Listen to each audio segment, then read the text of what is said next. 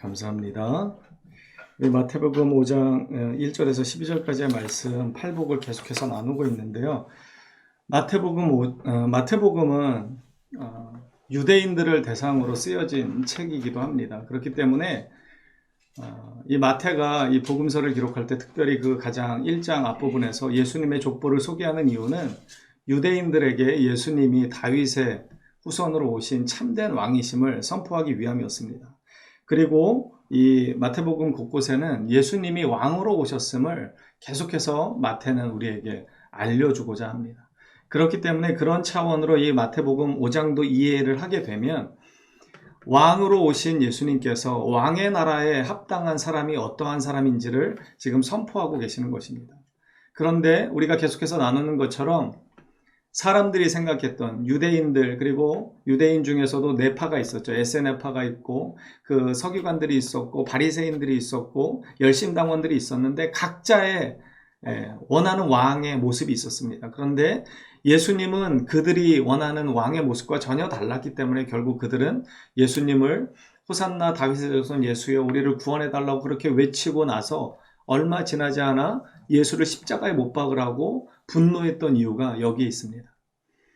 그런 차원에서 우리가 이 말씀을 보면 예수님께서는 전혀 아랑곳하지 않으시고 하나님이 원하시는 이 하늘의 나라, 하나님의 나라에 합당한 사람은 어떠한 사람들인지에 대해서 우리에게 이렇게 선포하시는 것입니다.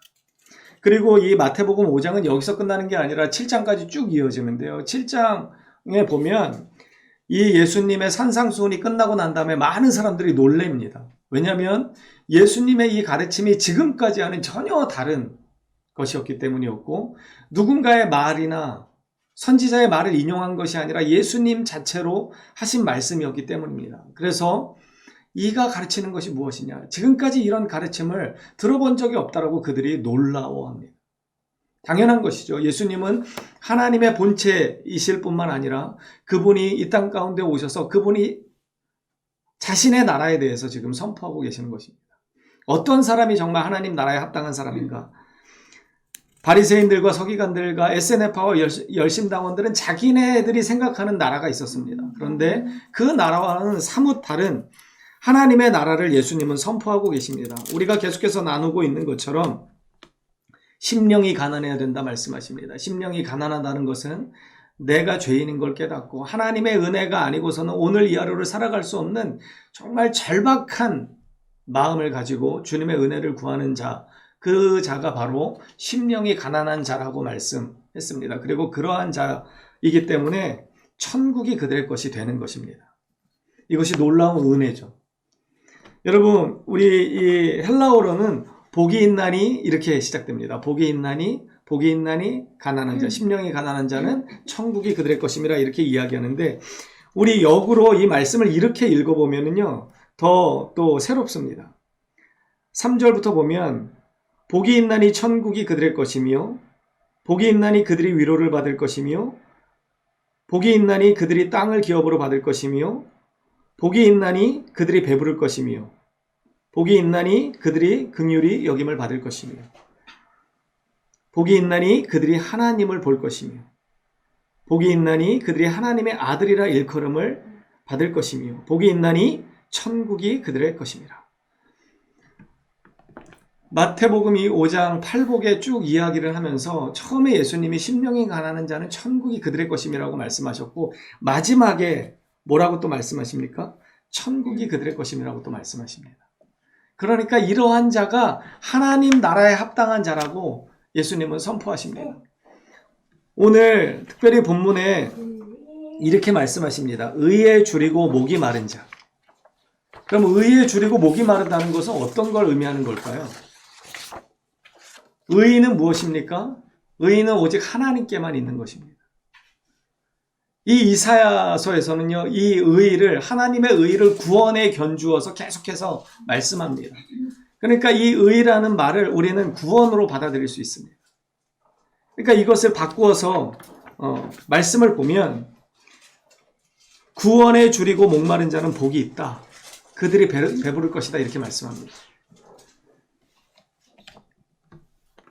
여러분, 이 구원에 목마르다는 것은요, 심령이 가난하기 때문에 가능한 것이고, 내가 그럼에도 불구하고 연약한 죄인, 무익한 죄인임을 깊이 깨달은 애통하는 심령을 가진 자만이 가능한 것이고, 그래서 결국 어떻게 되는 것입니까?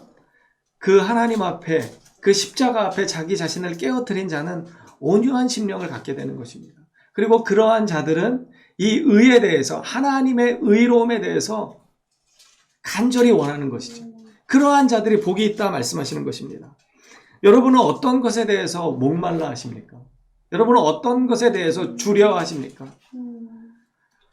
우리가 어저께 잠깐 나누었는데 우리 오집사님께서 저의 몸 상태에서 물으시더라고요. 어떠시냐고.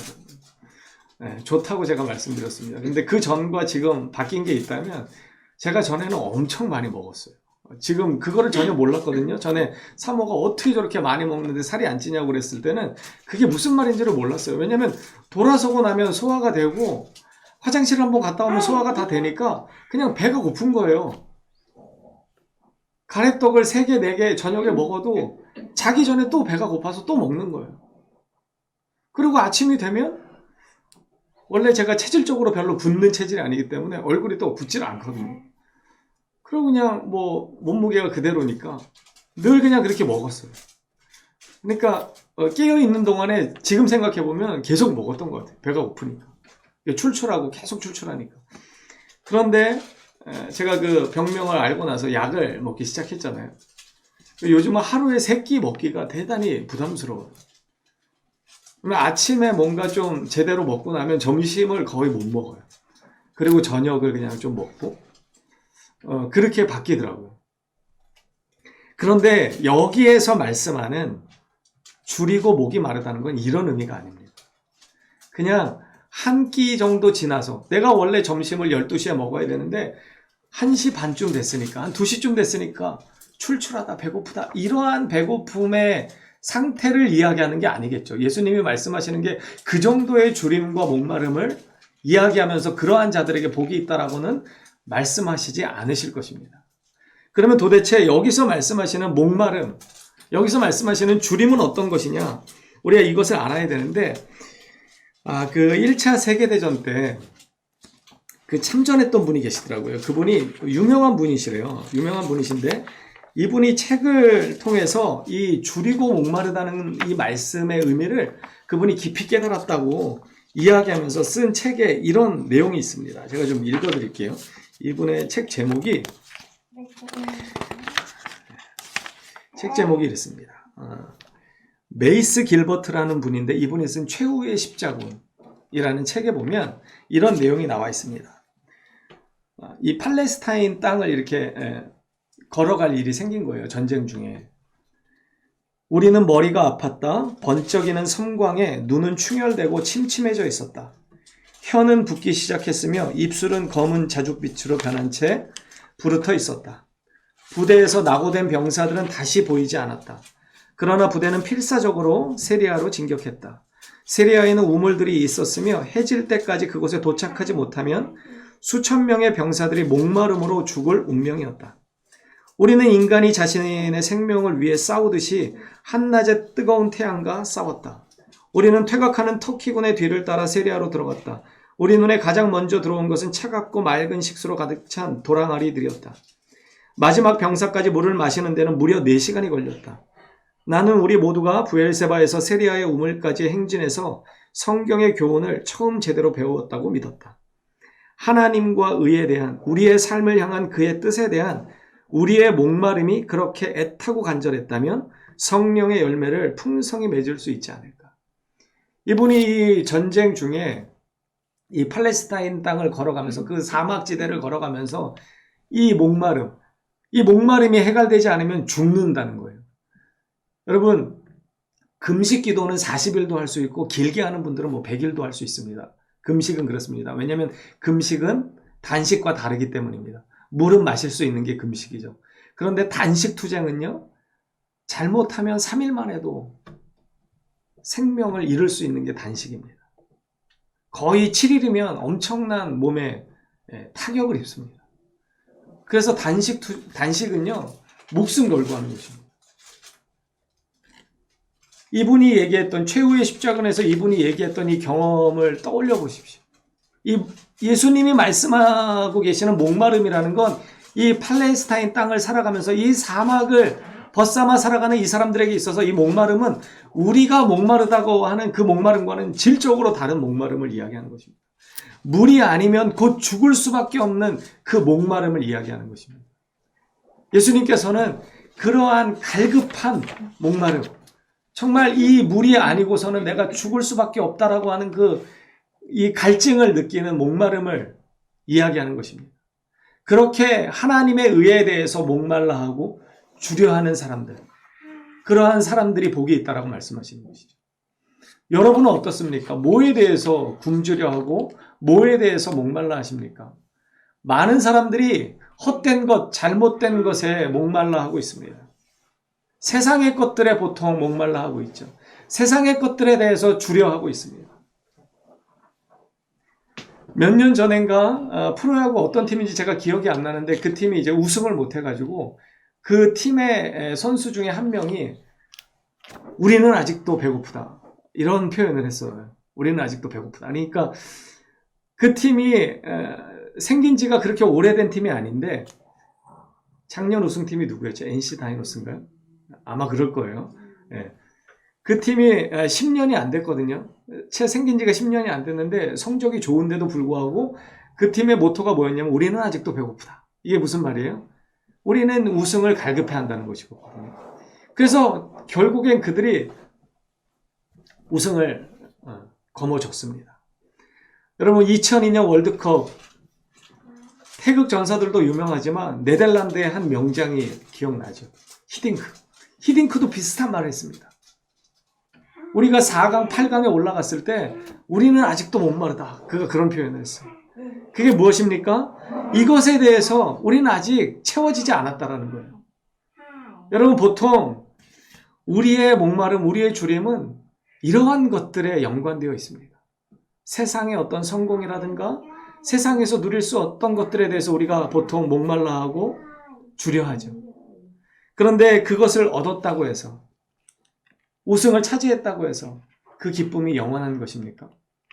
그렇지 않습니다. 세상의 일들도 그렇습니다. 세상의 일들도요, 그것을 성취하고 나면 어떻습니까? 다음 목표를 또 세웁니다.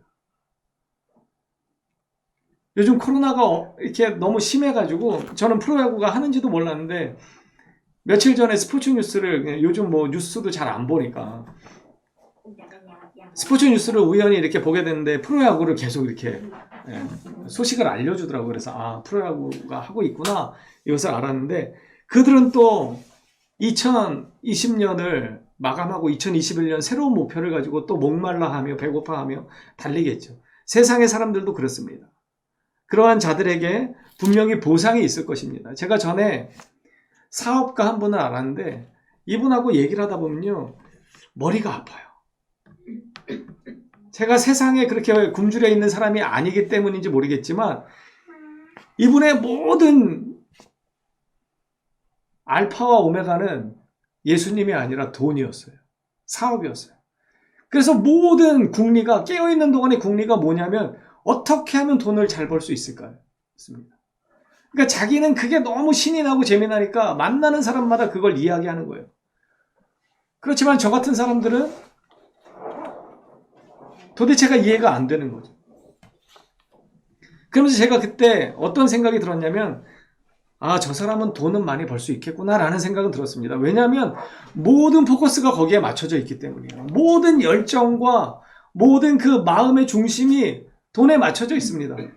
그렇게 열심히 산다면 그래도 그렇지 않은 사람보다는 분명히 세상에서 뭔가 좀 돈을 얻을 수 있겠다라는 생각은 들었어요. 물론 하나님이 허락하셔야 가능합니다.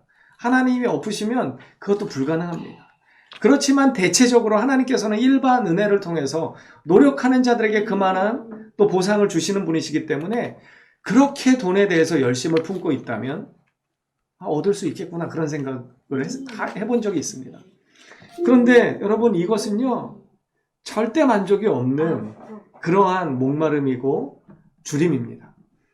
우리 잘 아는 것처럼 요한복음 그 4장에 보면 사마리아 우물가의 여인을 예수님이 찾아가시죠. 그 여인은 사람들로부터 소외당했습니다. 남편이 5이 있었고 지금 현재 살고 있는 6번째 남자는 남편이 아니었습니다. 동거인이었죠. 그 여인에게 남편을 데려오라고 하니까 여인이 말을 못하죠. 내가 남편이 없나이다. 그러니까 예수님께서 뭐라고 말씀하셨어요? 그래, 네 말이 맞다. 전에 남편이 5이 있었고 지금 사는 사람은 맞다. 그렇게 합니다. 그리고 나서 예수님께서 뭐라고 말씀하셨습니까? 이 여인에게 물을 달라고 하니까 이 여인이 왜 유대 남자가 나에게 물을 달라고 하냐고 이렇게 반문합니다. 그리고 나서 예수님께서 이 여인에게 너에게 물을 달라고 하는 이가 누군지 알았다라면 네가 나한테 물을 달라고 했을 것이다. 그러면서 내가 주는 물은 영원히 목마르지 않는다라고 이렇게 말씀하셨습니다. 그리고 나서 이 여인이 예수님의 말씀을 마저 듣고 나서 물 양동이를 던져버리죠. 성경에 보면요, 물 양동이를 내려놨다고 그러지 않습니다. 물 양동이를 던져놨대요. 물 항아리를 던져놓고 동네로 뛰어 들어가서 예수님의 복음을 증거하기 시작합니다. 왜 이런 변화가 있었습니까? 영원한 것에 대한 분명한 깨달음, 바라봄이 있었습니다. 여러분, 세상의 것이 필요하지 않다고 말씀드리는 것이 아닙니다. 우리에게 세상의 것이 절대적으로 필요합니다.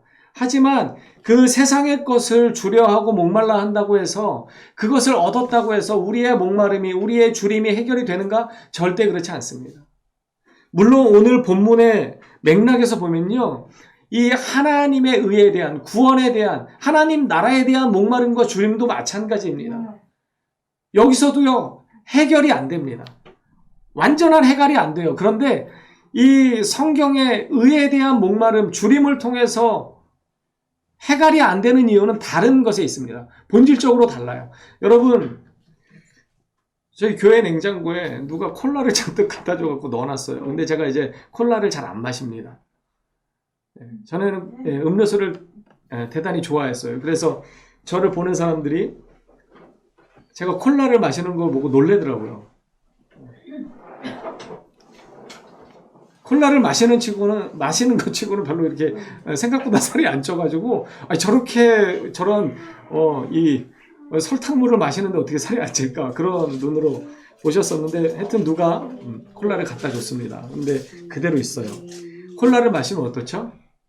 저는 잘 압니다. 제가 콜라를 초등학교 때부터 마셨기 때문에 너무 시원합니다. 그냥 그 목을 타고 탁탁탁탁 따끈따끈거리는 이 느낌이요, 엄청난 쾌감이 있습니다. 그래서요, 사실은 막 목이 마르면 물을 마셔야 되잖아요. 운동하고도요, 콜라를 이렇게 잔뜩 아이스박스에다가, 어디하고 이제 축구 시합을 하거나 그러면 큰 아이스박스에다 얼음하고 뭐 이렇게 이온 음료랑 탄산 음료를 막 넣어놓습니다. 물도 넣어놓죠. 그럼 보통 사람들은 물을 마시잖아요. 저는 막 달려가서 캔을 땄습니다. 그 목이 막 따끈거리는데 그게 너무 맛있는 거예요. 근데 해결은 안 되죠. 그러니까 그거를 2-3개 먹다가 나중에 어떻게 되냐면요, 콜라로 배를 채우고 난 다음에 물을 좀 마십니다. 그래야 이제 좀 이게 끝나는 거죠. 제가 왜 이렇게 말씀을 드리는가? 세상의 것들은 이것과 비슷합니다. 해결이 안 되는데 그것 자체가 더 갈증이 나게 한다는 거죠. 그것 자체를 얻었다고 해서 해결이 되는 게 아니라 더 목마르게 된다는 것입니다.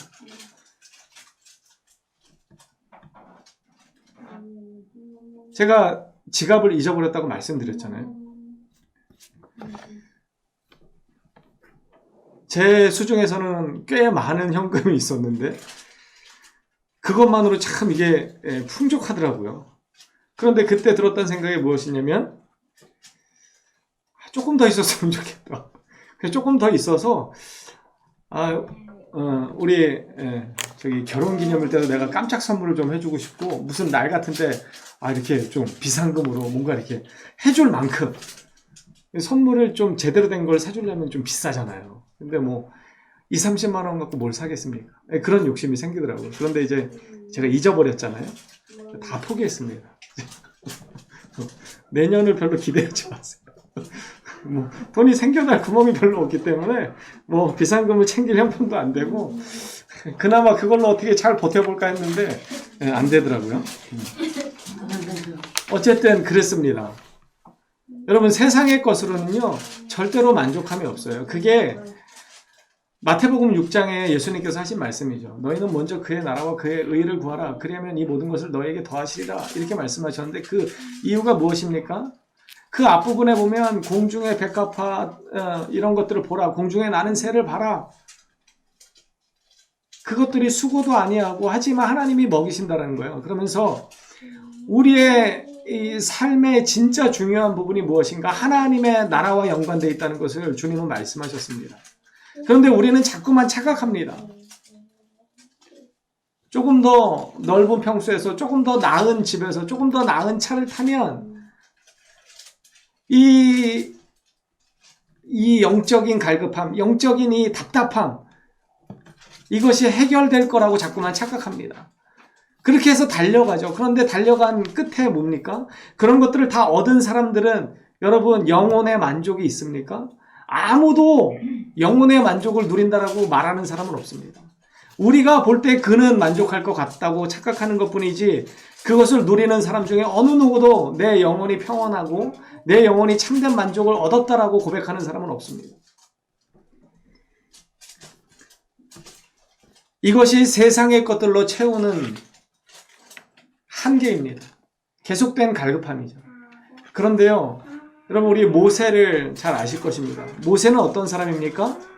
그는요 떨기나무 가운데서 임하시는 하나님의 임재를 직접 경험했던 사람입니다.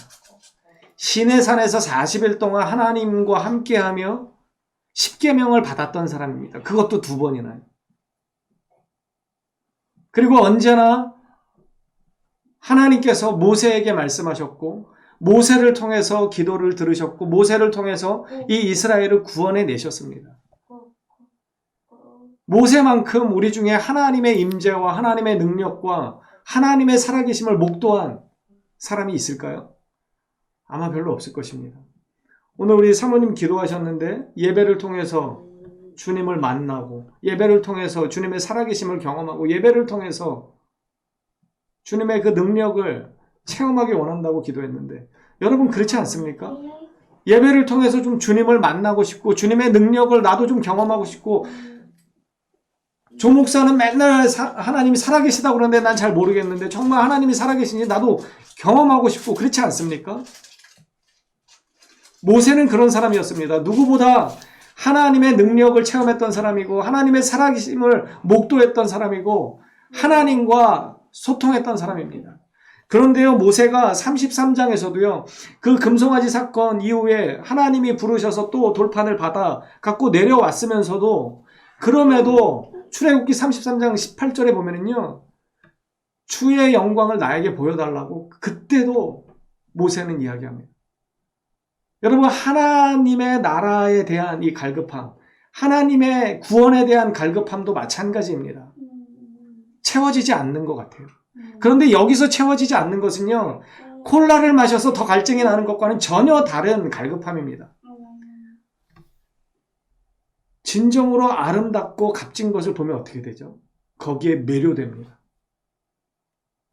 전에 직장 다닐 때 안 믿는 친구가 저한테 진지하게 한번 물어보더라고요. 세상에 다른 종교가 여럿 있지 않냐? 불교도 있고 이슬람도 있고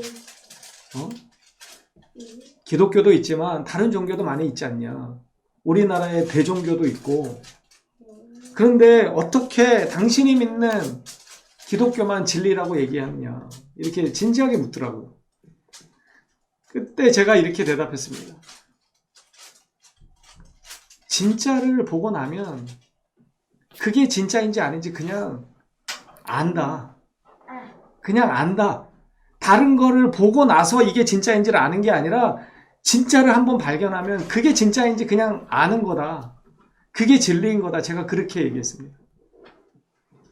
제 나름대로는 그게 최선을 다해서 이야기했는데 다행히 그 친구가 그거를 이해했는지 모르겠지만 더 이상 그것에 대해서 반문하지 않았어요. 그리고 그냥 고개를 끄덕이더라고요. 여러분 진짜를 만나면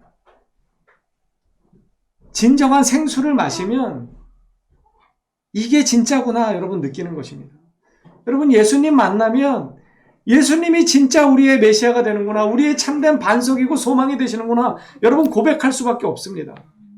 그렇기 때문에 우리는 예수님을 만나게 해달라고 기도해야 하는 것입니다. 그것이 바로 의에 대해서 줄이고 목마른 마음입니다. 여러분은 얼마나 예수님에 대해서, 하나님 나라에 대해서, 그의 의에 대해서 줄이고 목말라 하십니까? 모세 같은 사람은 그 하나님의 나라를 경험하고 하나님의 임재를 경험했지만 여전히 목말라 합니다. 여기서는요, 더 갈증이 나기 때문이 아니라 그 하나님의 임재 앞에 정말 위대하고 놀라운 것을 발견했기 때문입니다. 경험했기 때문입니다. 그렇기 때문에 더 그것을 갈급해하는 것이죠. 세상의 것으로 인한 갈급함과는 전혀 질적으로 다른 것입니다. 다윗도 마찬가지죠. 다윗만큼 하나님과 동행했던 사람이 있습니까?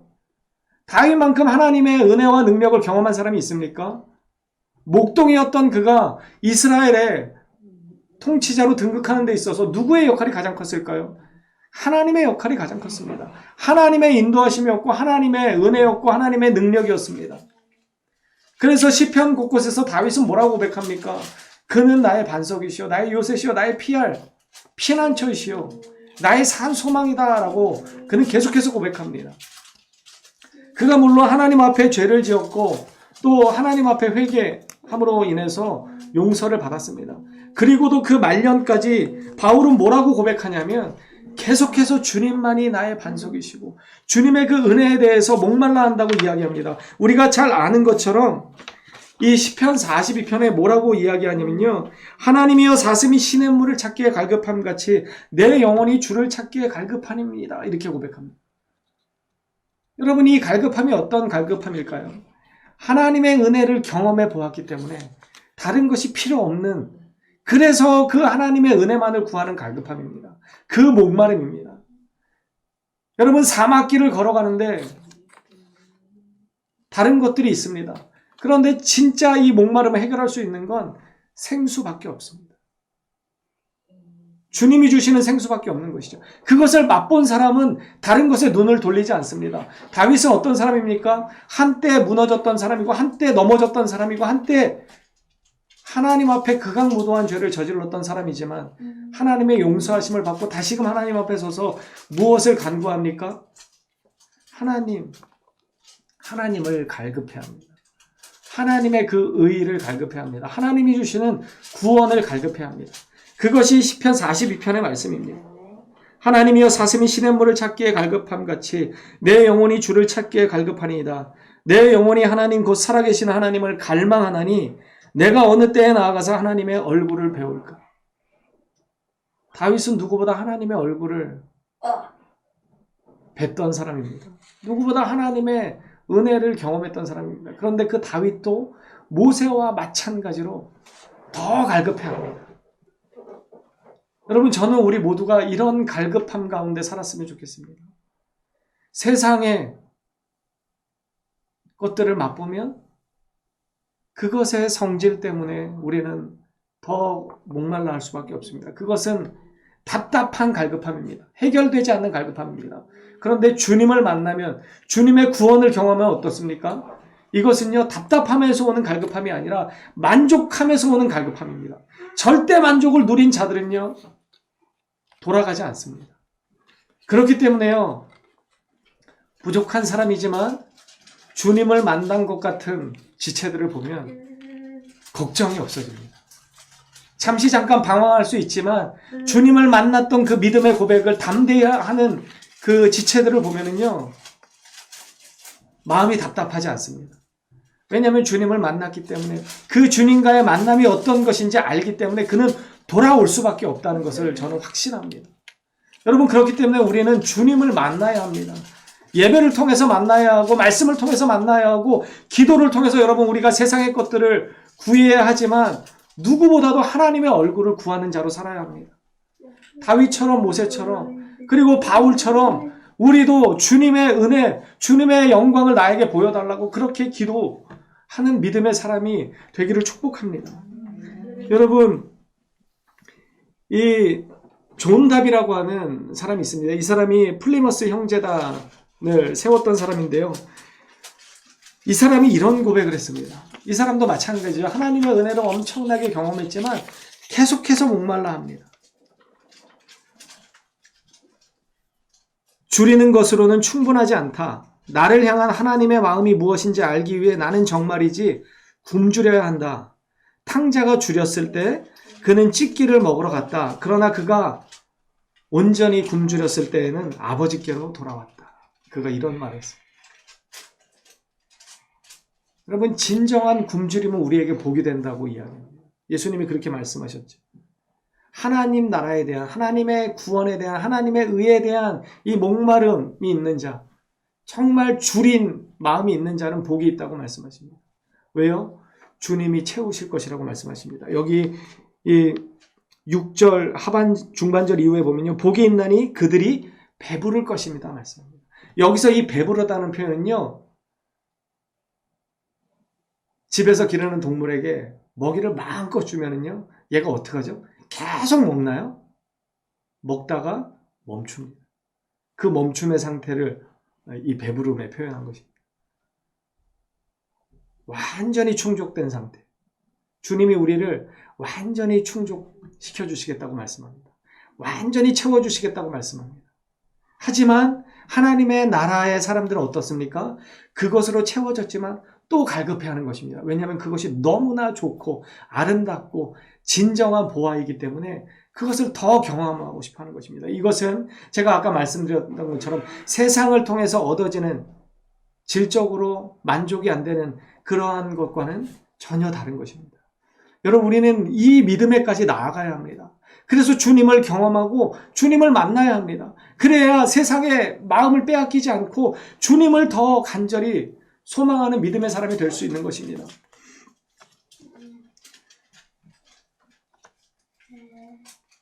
잠언 27장 7절에 재밌는 말씀이 있더라고요. 제가 한번 읽어드릴게요. 배부른 자는 꿀이라도 싫어하고 줄인 자에게는 쓴 것이라도 다니라. 배부른 자는 꿀이라도 싫어한다고 합니다. 주님의 은혜가 우리에게 너무나 귀한 것이지만 우리가 그것에 대해서 주려하지 않으면, 그것에 대해서 진정으로 목말라 하지 않으면, 그것이 아니고서는 내가 죽을 수밖에 없는 것이라고 그렇게 여기지 않으면 그 어떤 것이라도 싫은 것이 된다는 것입니다. 하지만 줄인 자에게는 쓴 것이라도 달다. 잠언 말씀이 이렇게 이야기합니다. 여러분, 주님의 은혜를 사모하는 저와 여러분이 되었으면 좋겠습니다. 이 시편 63편 1절의 말씀만 제가 읽어드리겠습니다. 하나님이여 주는 나의 하나님이시라. 내가 간절히 주를 찾되 물이 없어 마르고 황폐한 땅에서 내 영혼이 주를 갈망하며 내 육체가 주를 앙모하나이다. 여러분, 주님의 얼굴을 구하고 주님의 구원을 구하고 주님의 은혜를 정말 끝없이 목말라 하고 주려하는 저와 여러분 되기를 소망합니다. 주님께서 우리를 참된 만족으로, 배부름으로 인도하실 줄 믿으시기를 또한 축복합니다.